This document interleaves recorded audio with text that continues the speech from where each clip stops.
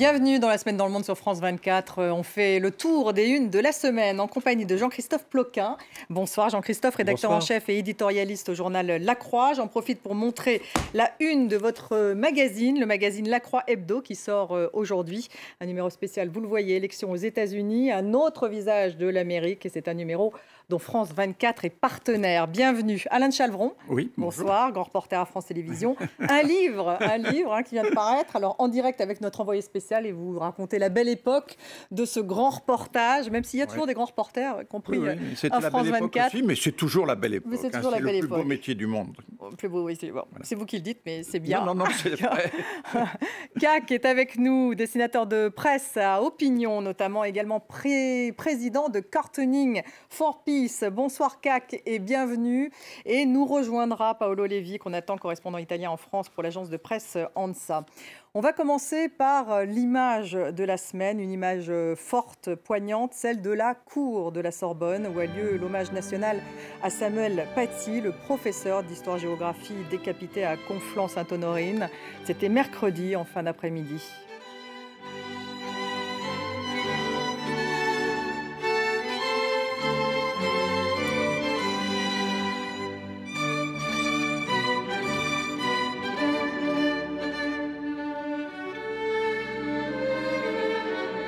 Macron a salué la mémoire de Samuel Paty, devenu le visage de la République et de la liberté. Le chef de l'État a affirmé que la France ne renoncerait pas aux caricatures. Emmanuel Macron a remis d'ailleurs la Légion d'honneur au professeur à titre posthume. On écoute le président français.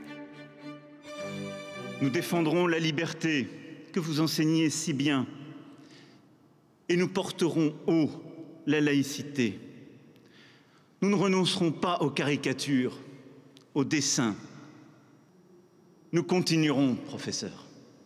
Nous rappellerons que nos libertés ne tiennent que par la fin de la haine et de la violence, par le respect de l'autre. Nous continuerons, professeur.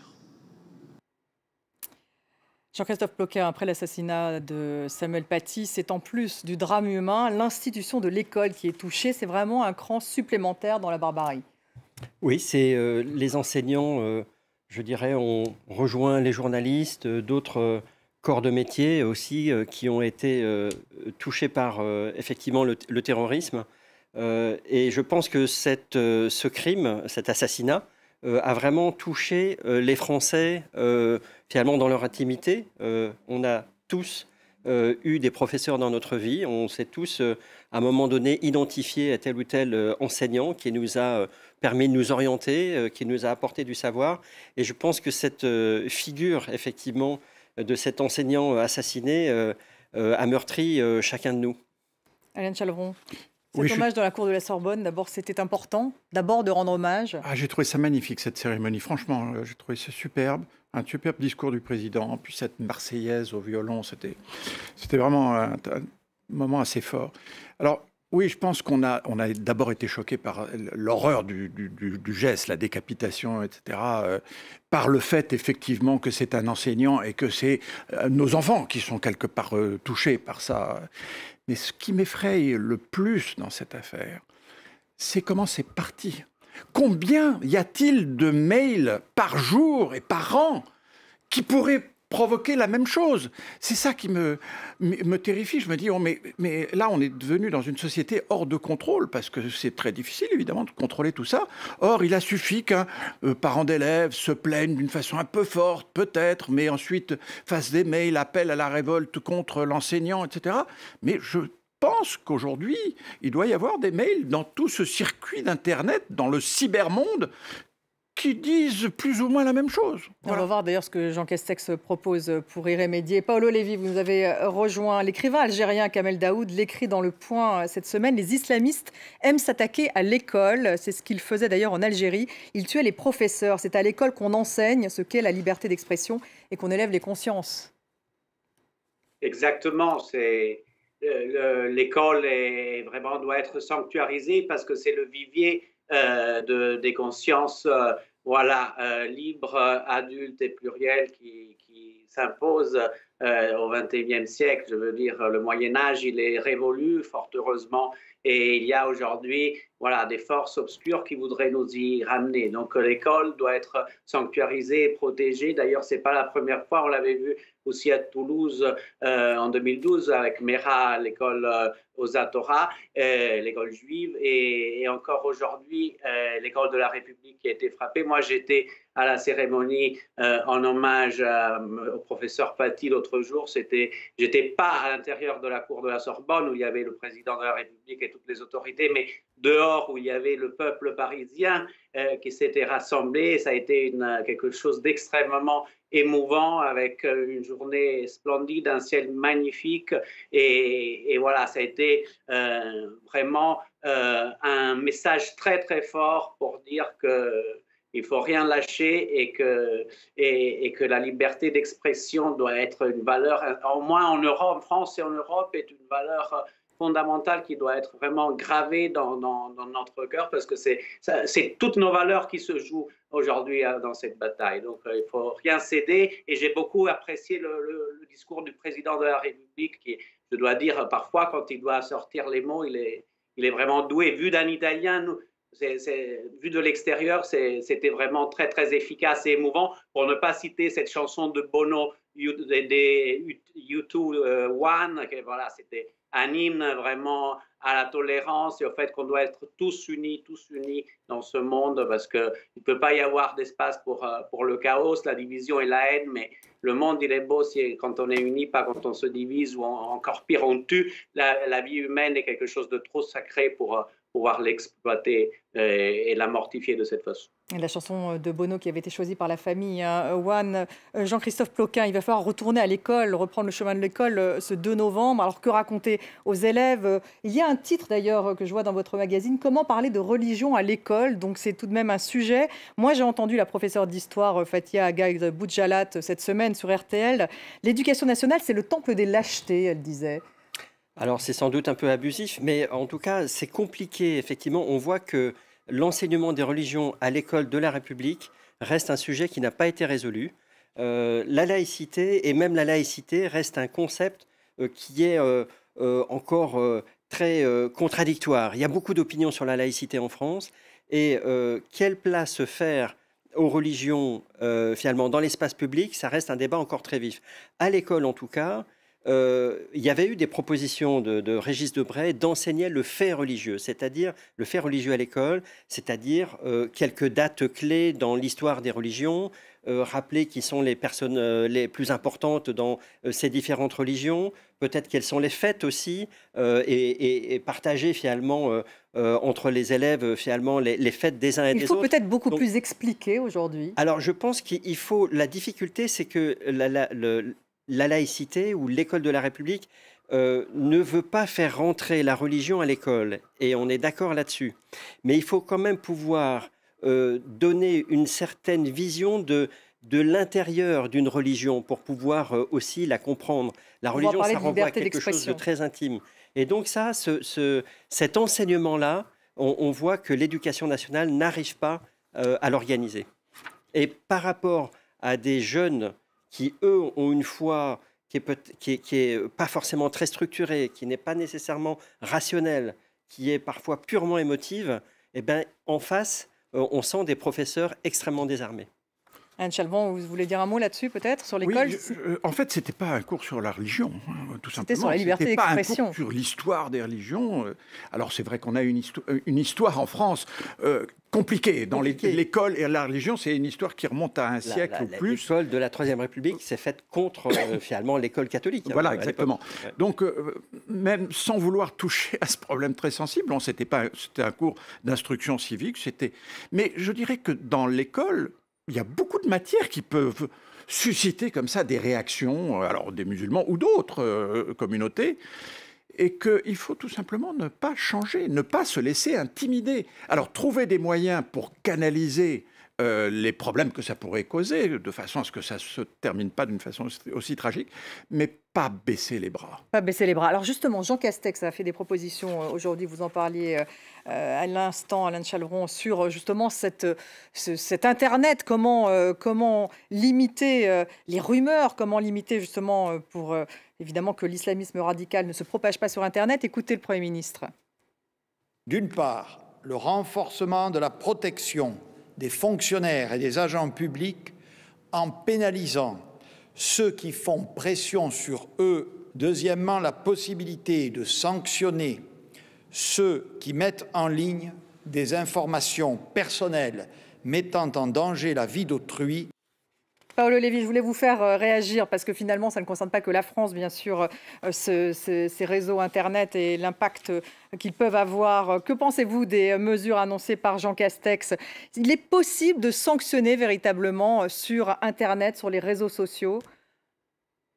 C'est très difficile. Vous savez, c'est un terrain qui est très, très glissant parce que, voilà, on risque très facilement ensuite de tomber dans la censure et donc de faire pire, voilà, d'utiliser les mêmes discours de ceux qui voudraient nous censurer à nous. Donc, c'est très complexe tout cela. Moi, je pense que la clé, la solution est surtout dans l'éducation. L'éducation est dans la pédagogie et surtout en cherchant de renouer une empathie et à travers aussi les différentes croyances ou pas croyances, les laïcs, les religieux, les musulmans, les chrétiens, les juifs. Il faut recommencer, je pense, à se parler et pas se calfeutrer, se renfermer chacun dans sa petite paroisse, dans sa petite communauté, en pensant que les autres sont des ennemis ou des gens pour qui il faut se méfier. Je pense que dans le dialogue entre toutes les sensibilités,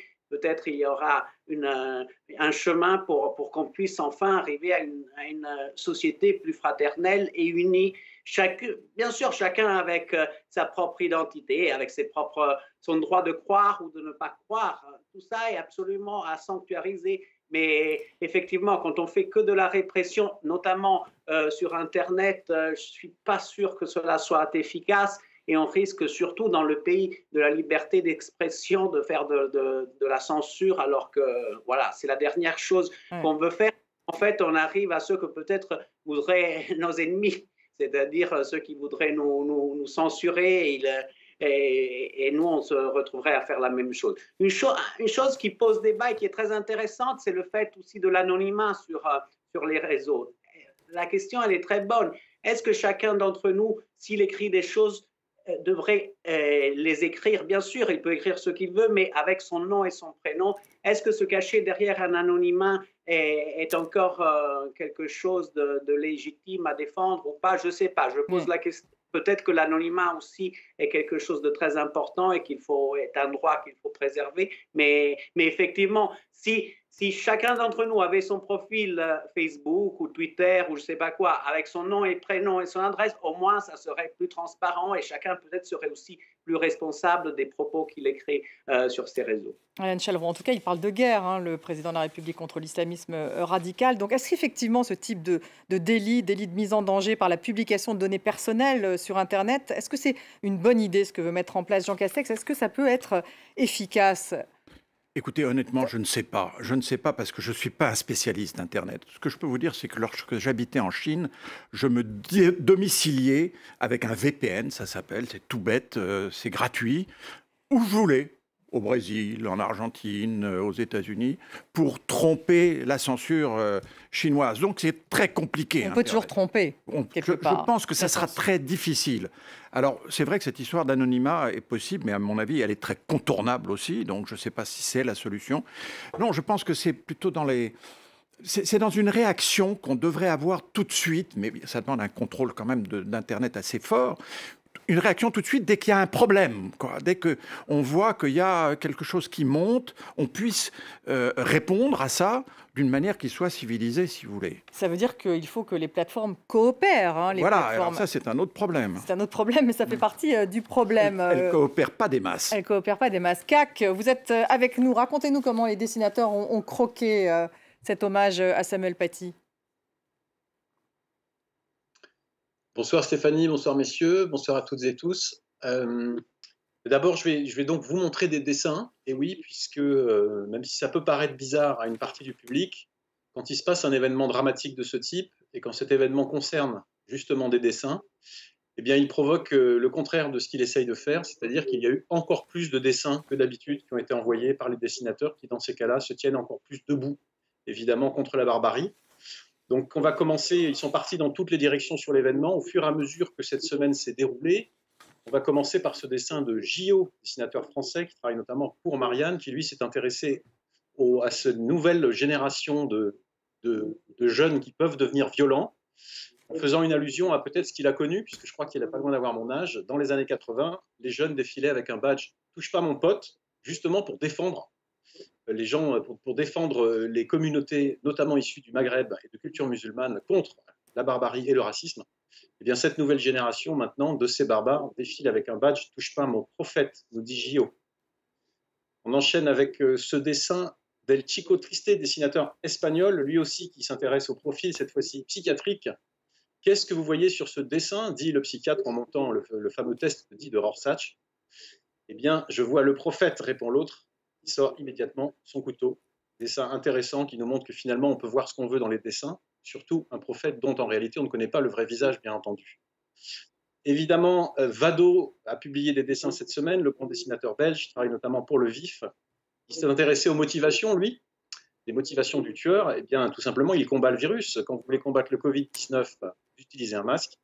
Quand vous voulez combattre la liberté d'expression, quelle est la chaîne de transmission? Eh bien, c'est notre tête, ou ce symbole assez beau, puisque finalement, ce que voudraient les barbares, c'est que nous soyons tous une génération sans tête, qui ne réfléchit pas et qui n'a pas d'esprit critique.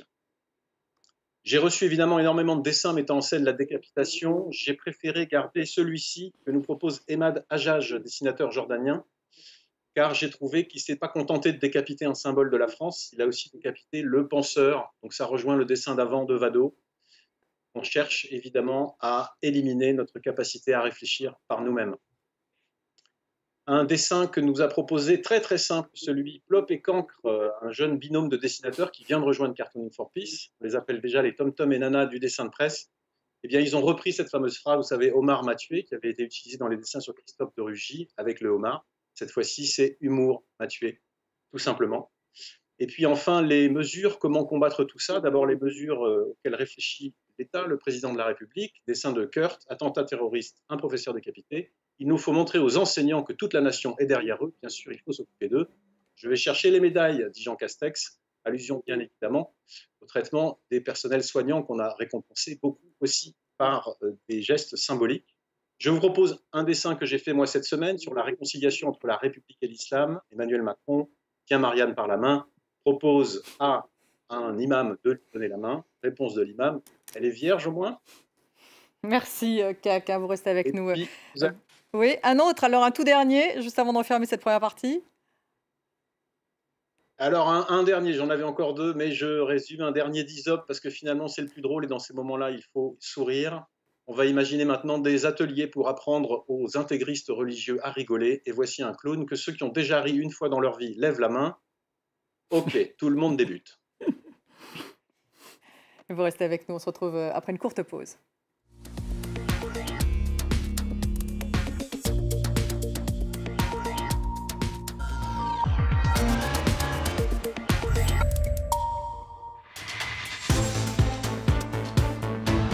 Bienvenue dans la deuxième partie de la semaine dans le monde. Je suis toujours en compagnie de Jean-Christophe Ploquin, rédacteur en chef et éditorialiste de La Croix.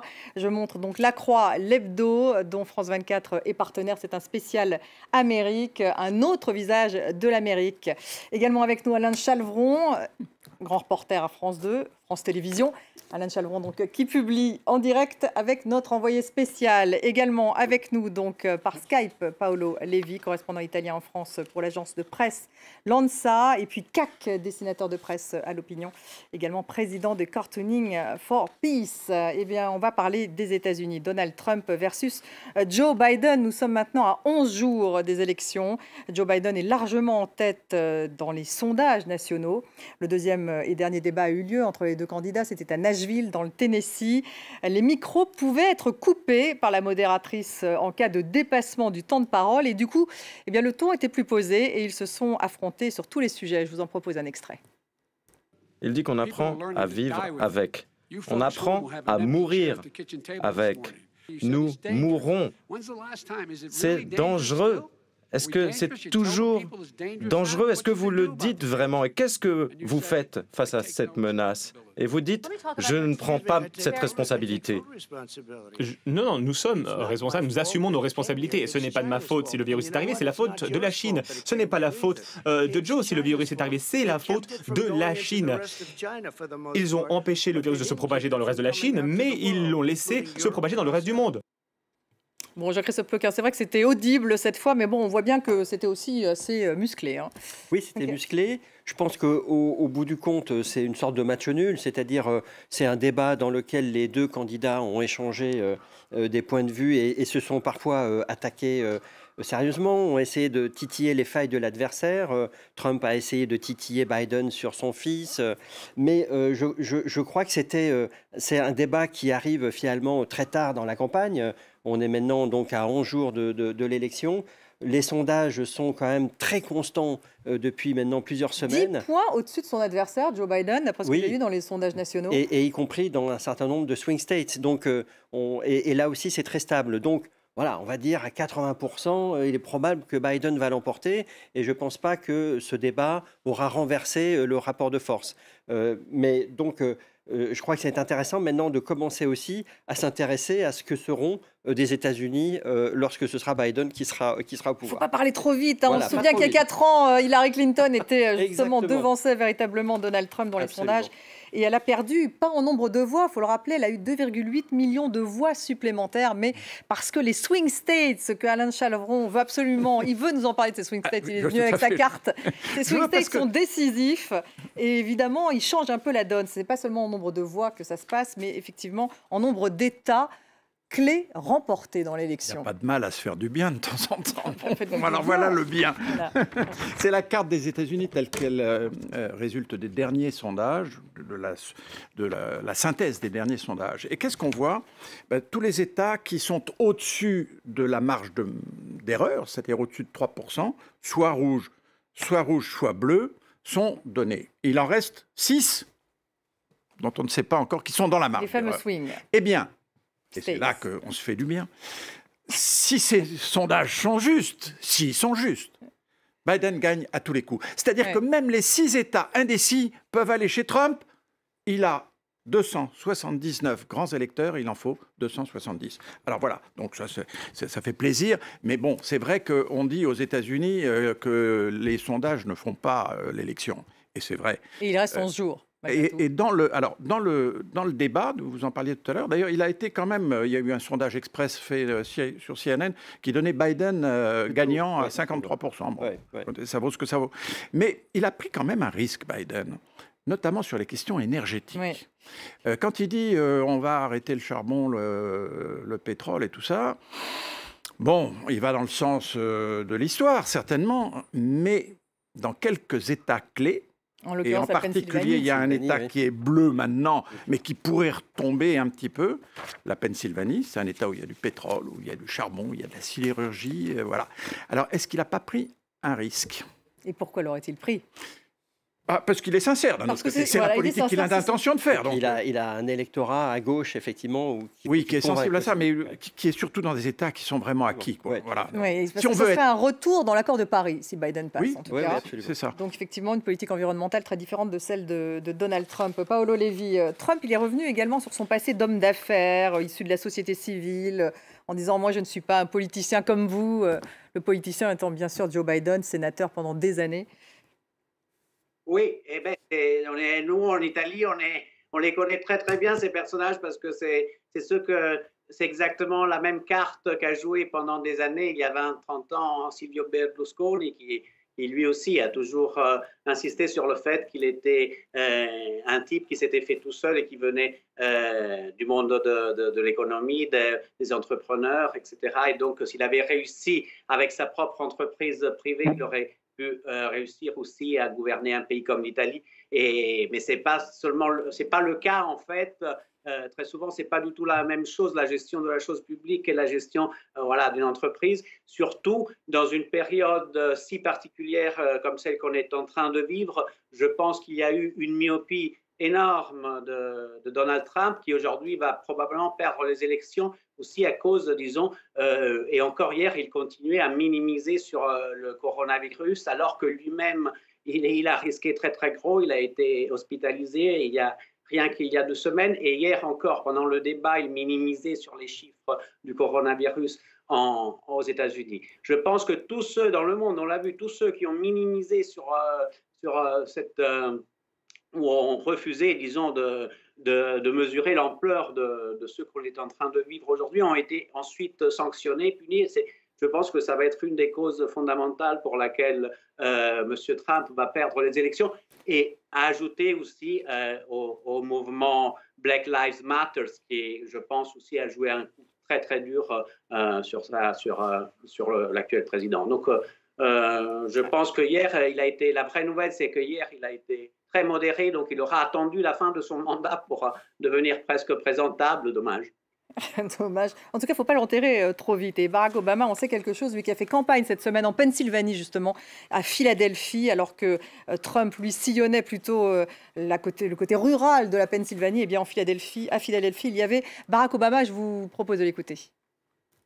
I get that this president wants full credit for the economy he inherited and zero blame for the pandemic that he ignored. He hasn't shown any interest in doing the work or helping anybody but himself and his friends, or treating the presidency like a reality show that he can use to get attention. Barack Obama, toujours aussi élégant. En tout cas, la Pennsylvanie, très populaire toujours. Ça, c'est intéressant tout de même à dire. Donc là, il fait campagne pour Joe Biden. Et sa femme encore plus, d'ailleurs.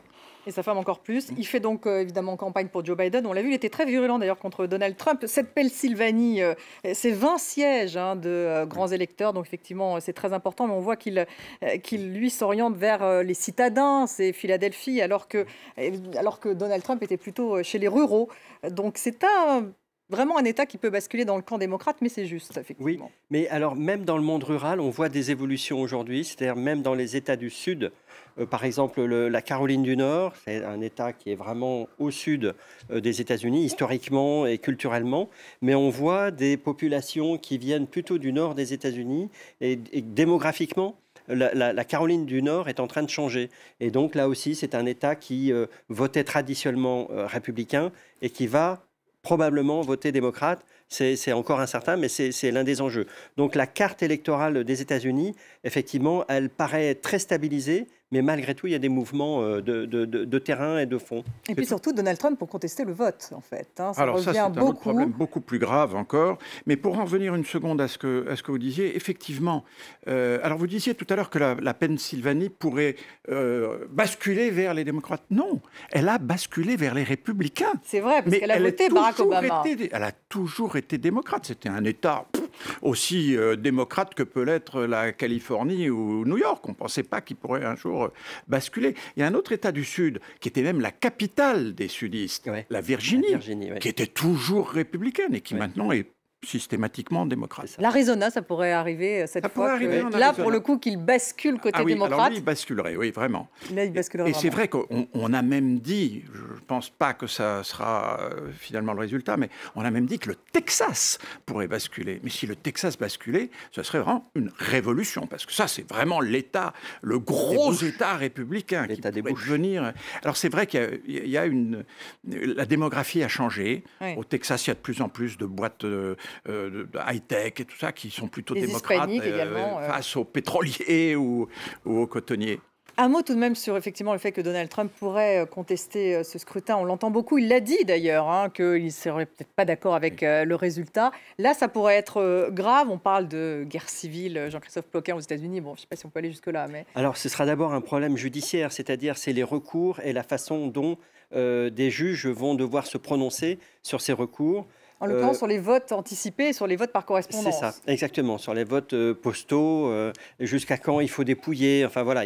Et donc ça, ce risque-là existe si les résultats sont balancés dans certains états clés. En revanche, si dès le départ, on se rend compte qu'il y a 5, 6, 10 points d'écart entre les deux candidats, ce risque-là est minimisé. Mais effectivement, Donald Trump a été très clair sur la possibilité qu'il pourrisse vraiment la période post-élection. Et moi, je ne crois pas trop qu'il cherche à exciter un petit peu les extrémistes de droite. Mais voilà, c'est vrai qu'il y a en tout cas un sentiment de violence qui est perçu par une partie de la gauche modérée et Trump n'a rien fait pour calmer le jeu. Ryan Chalvon, oui. Oui, il y a le simple fait qu'un président des États-Unis puisse dire « Ah ben, je ne suis pas sûr d'accepter le résultat », c'est inimaginable, mais totalement inimaginable aux États-Unis.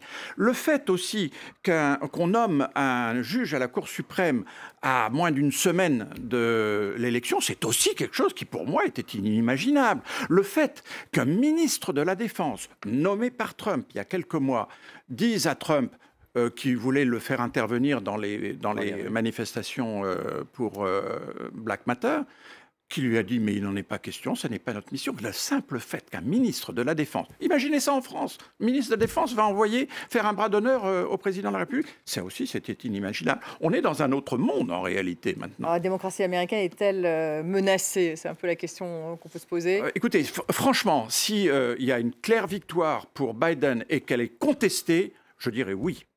Elle est menacée. Elle est complètement menacée. CAC, racontez-nous comment les caricaturistes et dessinateurs ont croqué ce duel.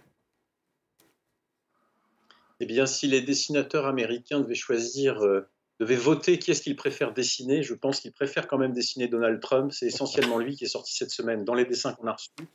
Je vous en propose 5. D'abord, un dessin d'un Irlandais, Murphy, qui, je pense, regarde la façon dont Donald Trump, pour contrer les attaques sur sa gestion de la pandémie, a beaucoup parlé de son bilan économique. Eh bien, on le voit ici faire une sorte d'oraison funèbre un peu étrange, puisqu'il dit au cercueil « Le bon côté des choses, c'est que vos actions augmentent ». Un dessin, on va aller aux États-Unis maintenant, de Daryl Cagle, dessinateur très connu aux États-Unis, qui, lui, s'interroge sur la façon dont Donald Trump a pu hypnotiser tous ces républicains qui continuent de vouloir voter pour lui. Eh bien, il imagine une fête d'anniversaire avec ces fameuses piñatas, vous savez, qu'on casse avec un bâton, sauf que là, la piñata, c'est un gros virus. Et il leur dit, le virus chinois sera bientôt parti dans 1 minute et vous allez avoir des bonbons. On t'aime, les républicains. Le dessinateur Cooper, lui, s'est intéressé, vous savez, à la façon dont Donald Trump a essayé de mettre des bâtons dans les roues à l'US Mail, le fameux grand service de poste des États-Unis, de manière à compliquer le vote par correspondance. Et il a repris une vieille publicité très connue aux États-Unis, où on voyait un petit facteur qui combattait tous les éléments. Il apportait toujours le courrier. Ni la neige, ni la pluie, ni la chaleur, et bing. Donald Trump, lui, aura réussi ce que les éléments n'avaient pas réussi. Ce dessin de Cal, un grand dessinateur américain, qui lui oppose Donald Trump en surfeur, il pense, Cal, que la forte mobilisation des électeurs saura sans doute vaincre Donald Trump. Donc vous avez cette image qui fait aussi un petit peu penser, bien sûr, à la fameuse estampe d'Okuzai. Et enfin, un dessin d'une dessinatrice française, une jeune dessinatrice, Marie Morel, qui elle aussi vient de rejoindre Cartooning for Peace. Et elle n'est pas très optimiste. Elle se demande si finalement, est-ce que l'année 2020 va être merdique jusqu'au bout? Merci, merdique jusqu'au bout. Alors justement, parce qu'on va parler d'une actualité vraiment peut-être pas merdique, on va peut-être pas utiliser ce terme, mais en tout cas plutôt morose. C'est cette Europe qui est balayée par la deuxième vague de Covid-19. Très peu de pays sont épargnés, on nous dit aujourd'hui, y compris l'Italie, l'Espagne, la Belgique, l'Irlande est le premier pays d'Europe à revenir au confinement généralisé dans l'espoir de célébrer Noël correctement. Au Royaume-Uni, vous avez 3 millions de Gallois qui sont également confinés pendant 15 jours. En France, vous le savez, le couvre-feu est étendu à 54 départements, soit 2/3 des Français à partir de ce soir minuit, vendredi soir minuit, un mois de novembre qui sera éprouvant, a affirmé le Premier ministre français Jean Castex, que je vous propose d'écouter. Les semaines qui viennent seront dures. Nos services hospitaliers vont être mis à rude épreuve et le nombre de morts va continuer d'augmenter. Les nouveaux cas d'aujourd'hui sont les malades hospitalisés de demain et malheureusement parfois les morts d'après-demain. Le mois de novembre sera éprouvant, nous le savons déjà.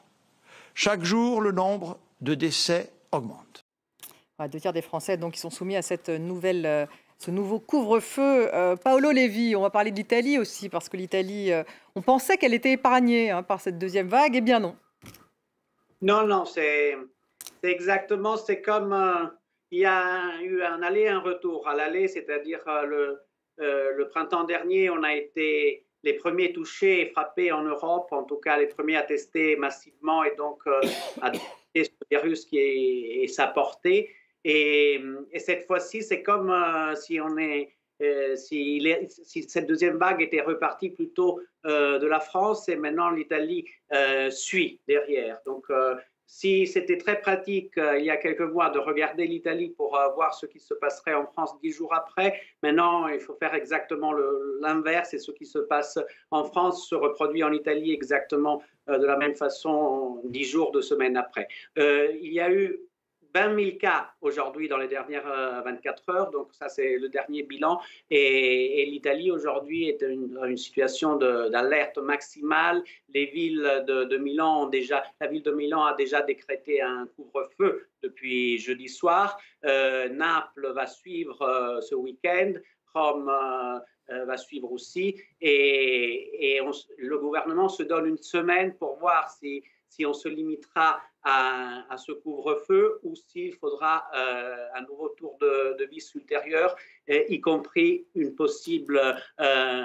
possible confinement au niveau national d'ici Noël, parce que le risque est, aujourd'hui la priorité absolue, c'est de sauver Noël, parce que sinon on risque vraiment de se retrouver même l'année prochaine à devoir, comme dans le mythe de Sisyphe, le mythe grec de Sisyphe, où à chaque fois il faut ramener le rocher en haut de la montagne et le rocher retombe en bas.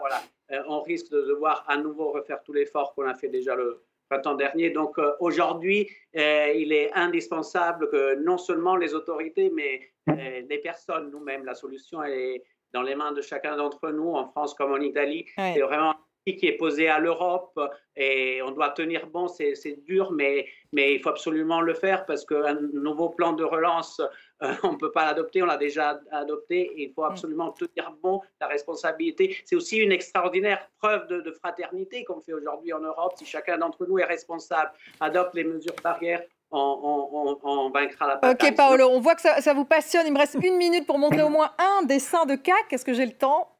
Un dessin de CAC? On n'a plus beaucoup de temps. Ah oui. Alors, si j'ai droit qu'à un dessin, eh bien, écoutez, je vais choisir tout simplement celui-ci parce que je le trouve très sympa et on ne montre pas souvent des dessins d'Amorim, un dessinateur brésilien. Je voulais vous montrer la pandémie dans tous les coins du monde. Et au Brésil, visiblement, ils ont aussi le problème des sans-masques. Et comment vous voulez prendre la température d'un sans-masque, puisque selon Amorim, il n'a tout simplement pas de cerveau. Donc, vous voyez le petit thermomètre qui passe à travers. Je trouve c'est un gag graphique, mais que je trouve assez sympathique. Je me contente de celui-ci, c'est dommage. Il y en avait des très bons. Merci, on n'a plus de temps. Un mot de conclusion peut-être. Alain Chalvron, 2 secondes. Effectivement, il faut éviter le confinement absolument en France. Oui, écoutez, tout ce que je peux dire, c'est croiser les doigts que ce couvre-feu suffira, mais je ne suis pas tout à fait sûr, pour dire la vérité. Vous non plus? Non, ce qui est intéressant, c'est de voir la progressivité, mais cette progressivité de la décision des pouvoirs publics, elle va de plus en plus, effectivement, vers le confinement.